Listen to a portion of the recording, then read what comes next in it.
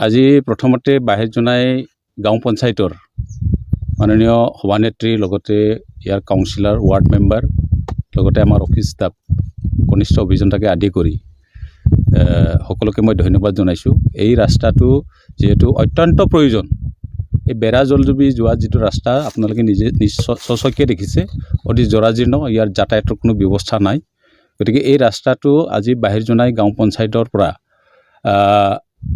23 লাখ টকা আবণ্টন দি পেলাই এই ৰাস্তা যেটো নিৰ্মাণৰ কাৰণে মোক যেটো উদ্বোধন কৰিবৰ কাৰণে আমন্ত্ৰণ কৰি আনিলে, সেইকাৰণে মই গাঁও পঞ্চায়তৰ সকলো কৰ্মকৰ্তা সভানেত্ৰীৰ লগতে সকলো কৰ্মকৰ্তাকে মই ধন্যবাদ জনাইছোঁ। আৰু যেহেতু এই অঞ্চলত যথেষ্ট সংখ্যক কাম কৰিব লগা আছে আৰু যথেষ্ট সংখ্যক কাম হৈছে বুলি মই ক'ব বিচাৰোঁ, তেওঁলোকক মই এটা আহ্বান জনাইছোঁ, সেৱা মনোভাৱ লৈ পেলাই তেওঁলোকে ৰাইজৰ সেৱা কাম কৰিবৰ কাৰণে মই আহ্বান জনাইছোঁ। আৰু মই জনাত অতি নিষ্ঠা আৰু সততাৰে ইয়াত কাউন্সিলৰ আৰু প্ৰেছিডেণ্ট দুয়োজনে খুব ভাল কাম কৰিছে, তাৰ কাৰণে মই ধন্যবাদ জনাইছোঁ।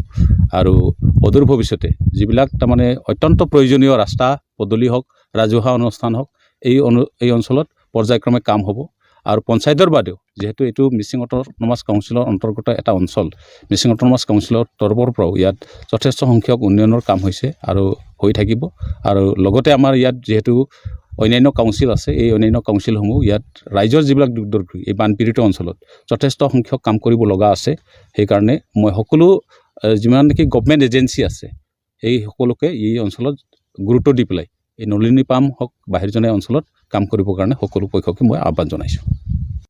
যেটো আপুনি প্ৰশ্ন কৰিছে Mgnregaত আমি জনাই ব্লকত কাম নোহোৱা বুলি এটা প্ৰচাৰ চলি আছে। আমি বাহিৰ জনাই আঞ্চলিক পঞ্চায়তত আৰু বাহিৰ জনাই যিখিনি আমাৰ ইয়াতে বেৰাচাপৰি অঞ্চল আছে, আমাৰ ফ্লাড এফেক্টেড এৰিয়া, নিশ্চয় গম পাই আমাৰ ইয়াতে ৱাটাৰ ৰিচোৰ্চৰ কাম চলি আছে। যিমানখিনি ইয়াতে আমাৰ Mgnregaতে যিমান ৰাস্তা পদূলি আমাৰ Mgnregaতে হৈ আছে, আজি ইয়াতে 60 to 65তে অহা আমাৰ বড়োগাঁও বা ইয়াত নলনী পাম, ইয়াতে বড়ো মিচিং আমাৰ সকলো জনগোষ্ঠীয়ে ইয়াত বসবাস কৰি আছে। ইয়াত চাব সুধিব, ইয়াত কোনো বেলেগৰ কাম PWৰ পৰা কেনে ধৰণৰ আমাৰ ৰাস্তাবোৰ অহা নাই। ইয়াত যিমান গাইড বনাইছে আমি Mgnregaৰ পৰা কৰি আছোঁ। এতিয়া আজি ইয়াতে যিটো বানপানী এফেক্টেড যিখিনি লৈ গৈছে চৰ চাপৰি, আপুনি প্ৰেছ মিট দেখি আছে যে আমি যিখিনি আমি কৰিব পাৰিছোঁ আমি Mgnregaতে কৰিছোঁ। হয়, দুই এটা অকণমান মানে অগা পিছা হ'ব পাৰে, কিন্তু আজি যিখিনি কৰিছোঁ ইয়াতে আপোনালোকে RTI মাৰি চাব পাৰে, ইয়াৰ ৰাস্তা চাব পাৰে, সকলোখিনি আমি ইয়াৰ ৰাস্তা Mgnregaতে কৰি আছোঁ। কিন্তু ইয়াত পেপাৰ মিডিয়াতে কোনোবাই আজি টাই আহোম ছাত্ৰ সন্থা আৰু কিবা তামুলী বুলি এটা ধেমাজি ডিষ্ট্ৰিক্টতে কালি প্ৰেছ মিট দিছে। মই ইয়াৰ পৰাই কৈছোঁ যে তেওঁ ইয়াতে বিশেষভাৱে Mgnregaতে হৈছে নে হোৱা নাই ওপৰৰ পৰা ক'লে নহ'ব।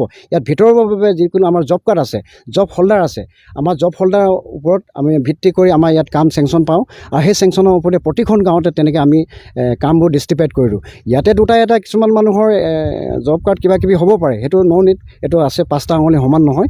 গতিকে ইয়াতে যিখিনি কাম কৰি আছে সকলোখিনি আমি ইয়াতে যিখিনি এম্বেকমেণ্ট, গাইড বান, ৰ'ড কাম বান আৰু জীৱন জীৱিকাৰ বাবে আমি এতিয়া আঁচনি লৈছোঁ, অগৰু প্লেণ্টেশ্যন, চুম প্লেণ্টেশ্যন, সেইখিনিৰ বাবে একদম নাৰ্চাৰীৰ পৰা যিখিনি আমি সঠিকভাৱে আমি ওখ ঠাইত কৰিব কৈছোঁ। আৰু ফিচাৰী, চেল্ফ ফিচাৰী আছে, আমি ফিচাৰী খান্দিছোঁ। CM ড্ৰিমত আমি ফিচাৰী খান্দি আছোঁ। আমাৰ বাহিৰ জনাই যিবিধ 4টা ফিচাৰী খান্দি আছে। আৰু নিবনুৱা ল'ৰাখিনি ইয়াতে সংস্থাপন ধুনীয়া হৈছে। ৰিচেণ্ট মই য'ত কথা কৈ আছোঁ এইখন এটা বেৰাচাপৰি অঞ্চলৰ বৃহত্ত, আৰু ইয়াতে আছে দেউৰী গাঁৱত আমি ইয়াতে প্ৰেছিডেণ্টৰ নেতৃত্বত এটা ফিচাৰী আছে, তাৰ ওপৰতে গাহৰি মীন পালন হৈ আছে, আপোনালোকে চাব। আৰু ইয়াতে চলি আছে বেৰা বেংগলী বস্তি, তাতে এটা চলি আছে, তাতে সম্পূৰ্ণভাৱে আমি মাছ হৈ আছে।